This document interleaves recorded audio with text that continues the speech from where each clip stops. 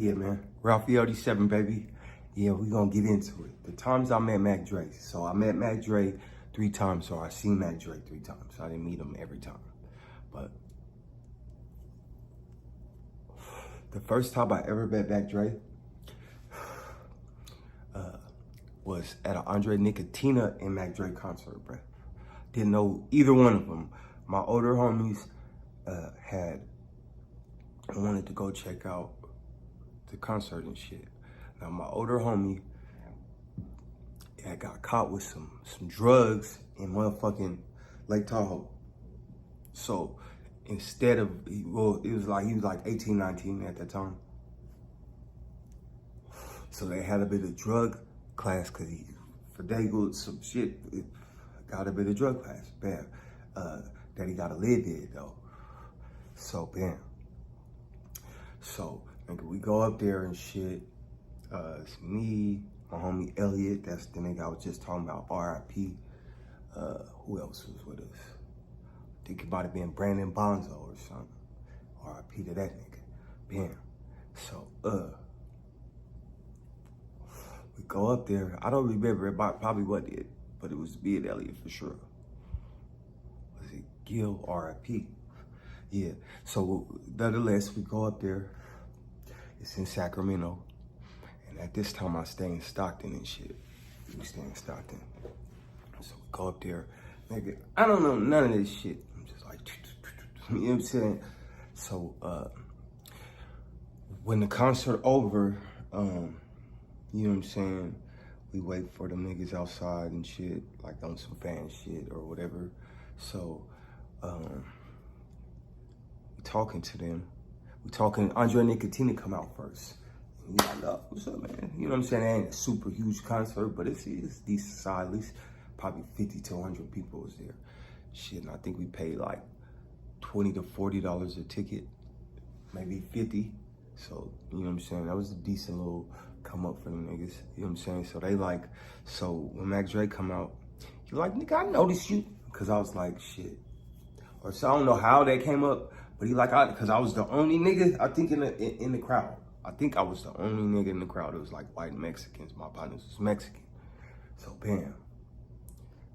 So I started listening to Mac Dre music and Andre Nicotina music, but I started listening to Mac Dre music at that point. Then I became a fan of Mac Dre because, like, really, well, music, everybody was hella hard. You know what I'm saying? Everybody was hella hard and everybody was like, you know what I'm saying?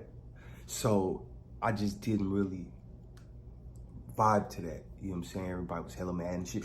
Cut them up and you know what I'm saying? So I couldn't really quite vibe with that at that age. So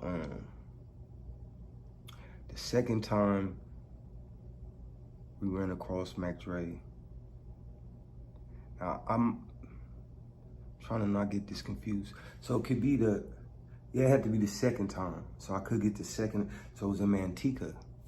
So we go to the concert in Manteca, and there was a lot of Stockton people there. We knew a lot of them niggas too there, like, or knew of them, you know what I'm saying?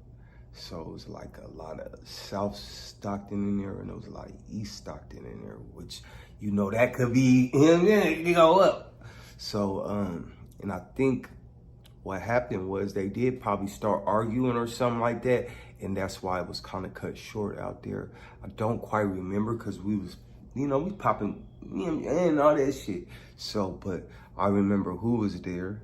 It was Mac Dre. It was J Diggs. Doobie, yeah, Doobie was there. It was Miami the Most.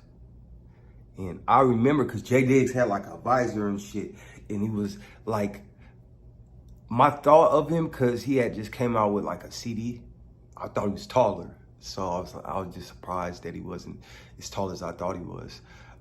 But I ain't probably as tall as you think I am. So bam. But then who else was there?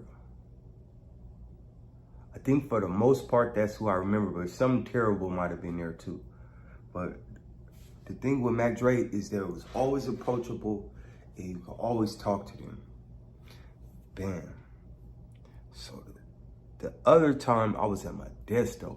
Now this was a more wild story of the Mac Dre, me Mac Dre, because, you know, each time we engaged talking to them, could have hung out with them, because I didn't tell you in Sacramento, Mac Dre asked us, hey, y'all want to go to Lake Tahoe with us? And if somebody was there that night, they could probably recall that they went to Lake Tahoe at that concert with Mac Dre after that. But we couldn't go because my partner had to go back to the drug rehabilitation program, which I wanted to go because I'm like, damn, rappers, you know what I'm saying? I'm a kid. I'm like, yeah, fuck it, yeah, I want to go. But he couldn't go. And it's ironic because when I get to the Modesto story, you'll see. So bam, we couldn't go.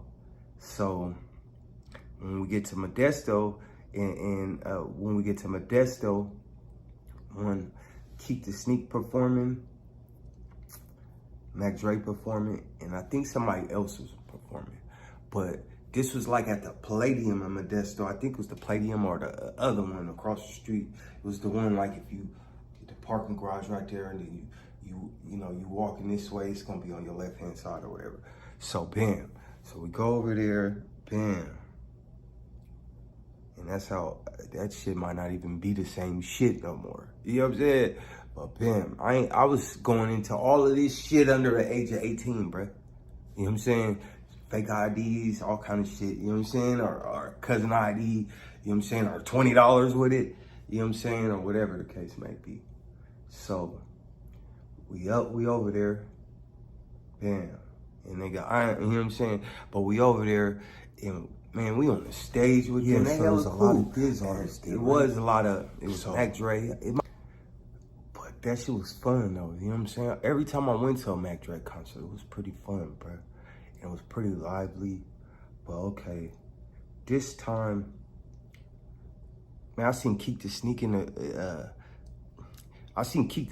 do be like, you know, this place have a stairway to the bathroom and shit. Niggas popping pills, all kind of crazy shit going on at that time. So we with this girl from Oakland that's one of my homies' cousin or something. Keep the Sneak in at her or whatever, bam, whatever. You know what I'm saying? I'm like, shit, proud of that shit. Like, oh shit, keep knocking one of that, you know, we with, or whatever. I'm young, so that shit just cool all the way around, bro. You know what I'm saying? It's my first experiences with all this shit. So bam, bruh.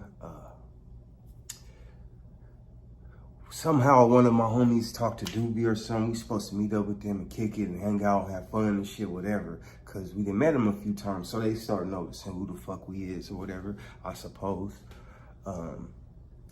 So bam. Nigga, we get to the parking, they got like a parking garage. Like we ain't parked in the garage and shit. Bam. Nigga, we turned up in the garage. You know what I'm saying? Turned up, having fun, 20, 30 of us or some crazy shit. Well, the fucking police pull up, nigga, and start searching everybody. So, bam, my homie L got some motherfucking pills on him, some ecstasy pills. So this nigga got probably like 10, 15 pills on him. This nigga get arrested. So he the nigga that I think he was the nigga that linked up with all of them. So the plan of hanging out with them niggas went out the window. So it's like, nigga, the first time we couldn't hang out with Mac Dre because she was on probation. Then that time, nigga, you got caught with some pills. But the stupid thing, we was so fucked up, nigga. We was so fucked up that we did not notice that these were security guards.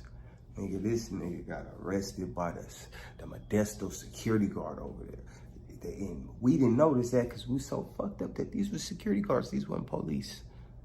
You know what I'm saying? And they had no right to search us. But I guess they searched that nigga, found the pills. That nigga got arrested. So we never got to hang out with Mac Dre, bro. But I'll tell you this. Mac Dre was my favorite rapper, and he kind of made me want to rap, bro, straight up, because it's just his demeanor. And see, at that time, like I said, everybody was trying to act hard. Like when you go to a party or something when you're young, you know what I'm saying? Everybody just super serious. And And I'm like, shit, man, I'm trying to get some bitches, trying to have some fun, yeah. So Mac Dre brought that level and that energy to a function, to a vibe. And that's why you still hear Mac Dre throughout the world, bruh. Because that's how big his spirit was. And that's how good his energy was. So I wish y'all got a chance to experience the shit that when people met Mac Dre, the energy that he possessed. So, man, that's my story. Subscribe.